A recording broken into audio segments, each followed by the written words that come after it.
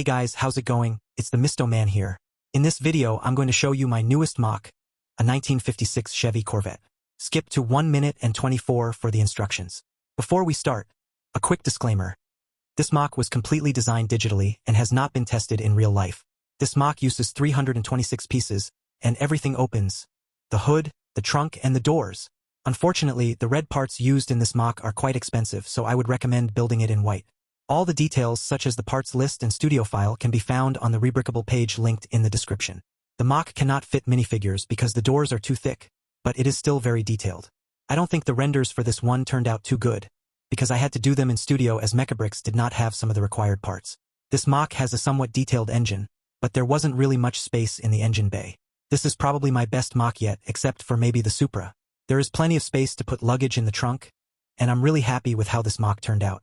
If you're wondering why it only has one rear view mirror, that's because the reference image that this MOC is based on also only had one mirror. If you have any suggestions on how I can improve the MOC, let me know in the comments.